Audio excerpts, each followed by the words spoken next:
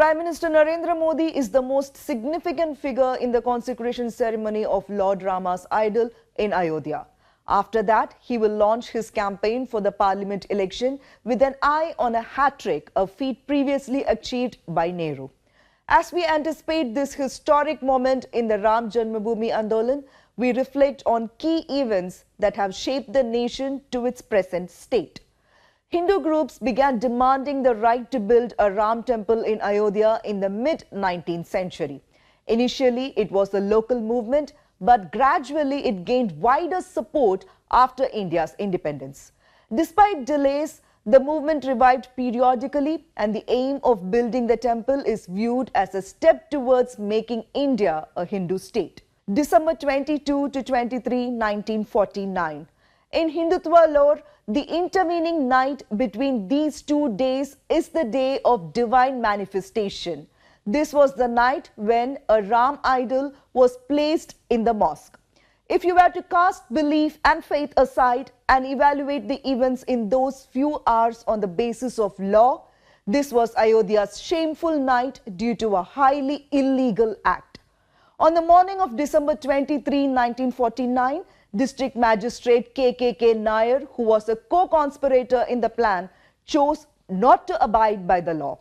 He did not direct the removal of the idol and restored the mosque to the Muslims. Instead, he allowed the mythology of Ram Lalla's magical appearance to spread far and wide. As a result, thousands of people from the rural areas joined the surge of devotees from Faizabad and Ayodhya. Nair played a key role in obtaining a court order to stop the removal of idols from the mosque and prevent any disruption to the daily worship rituals. Within days, the Babri Masjid was locked up, the Muslims were dispossessed of their place of worship, Hindu priests were allowed to daily open the locked gate and offer prayers and conduct rituals, and the foundation was laid for a protracted legal and political dispute. After the events of this cold December night, Ayodhya emerged as a political volcano erupting at times and lying dormant for longer periods of time. December 18, 1961. 12 years after losing the Babri Masjid, Ayodhya's Muslims took legal action for the first time to claim the disputed shrine. While Hindu parties sought title rights, the Sunni Central Waqf Board and 9 Muslim residents filed a case asserting that the site was a public mosque and asked for its possession after removal of the idols.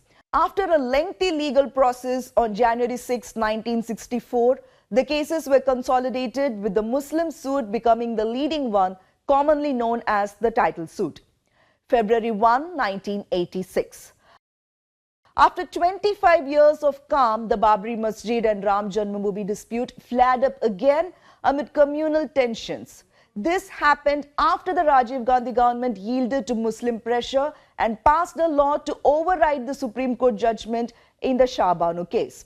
The way Rajiv Gandhi handled this case did not go down well with the VHP, and it allowed them to restart the call to open the Babri Masjid gate for Hindu worshippers. One thing led to another, and on February 1, 1986, a court in Faizabad ordered the opening of the mosque's gate that had been locked for 26 years, and Rajiv Gandhi allowed Hindu devotees to enter the Babri Masjid for darshan of the idol of Ram Lalla. Muslims protested against this, and as a result, the Ayodhya dispute moved to the center stage of Indian politics. This issue cast a shadow on Hindu-Muslim relations, sparking violent riots in multiple cities. In the 1989 and 1991 Lok Sabha elections, it propelled the BJP from 2 seats to becoming the second largest party with 120 seats. At that juncture, L.K. Advani confidently stated that the BJP was the government in waiting. November 9, 1989. The foundation stone for the Ram Temple was laid on this day.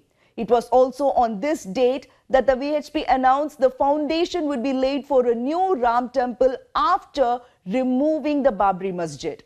In order to kickstart this announcement, the VHP introduced the Ram Shila Yatra, under which special consecrated bricks with the words Jai Shri Ram inscribed on them would be produced in large numbers and then transported into Ayodhya through processions. Significantly, the months leading up to the Ramshila Yatras were also strategically aligned with the 1989 Lok Sabha elections. In this period, the BJP crucially endorsed the demand for the Ram Temple, solidifying the party's commitment to be actively involved in the movement. December 6, 1992. This is the day the Babri Masjid was demolished. Responding to calls from BJP and VHP leaders, passionate Karsevaks went up the domes of the 16th century Babri Masjid, demolishing it with no machines. The communal violence that resulted because of this incident claimed nearly 2,000 lives and brought precedents rule in several states, including Uttar Pradesh, Madhya Pradesh, Rajasthan and Himachal Pradesh. For a long time, the mass movement for the liberation of the Ram Janmabhoomi was more about demolishing the Babri Masjid and less about constructing a new Ram Temple. On February 27, 2002, 59 people were killed when the S6 coach of the Sabarmati Express was burnt at the Godhra station in Gujarat.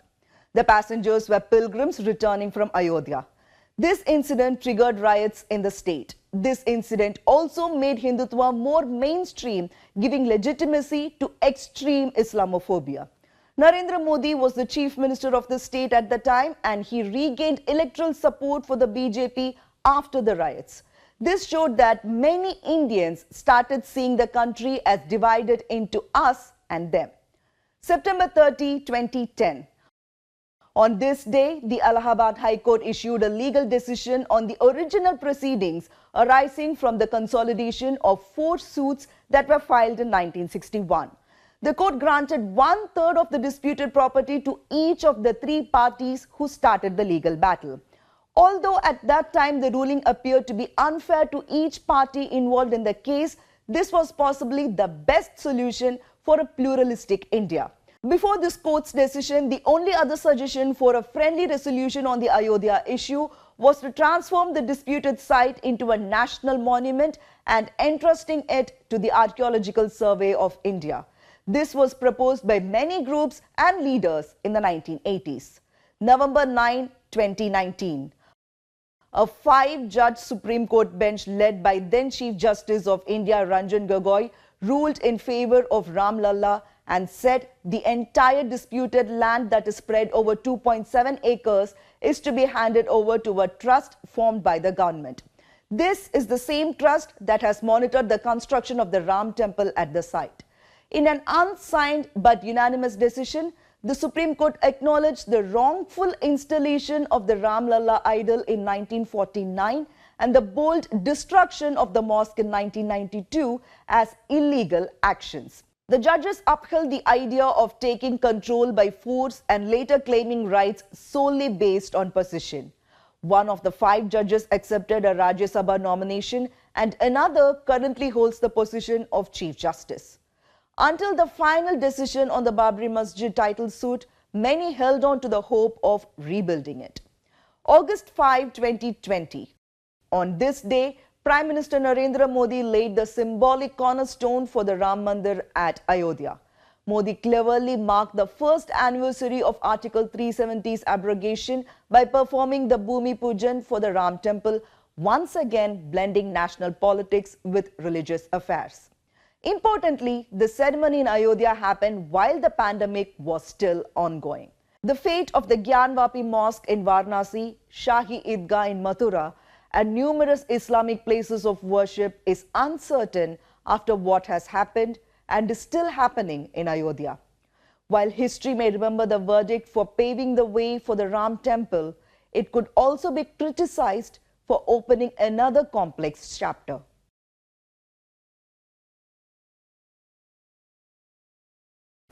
Subscribe to the Federal's YouTube page for more news and updates.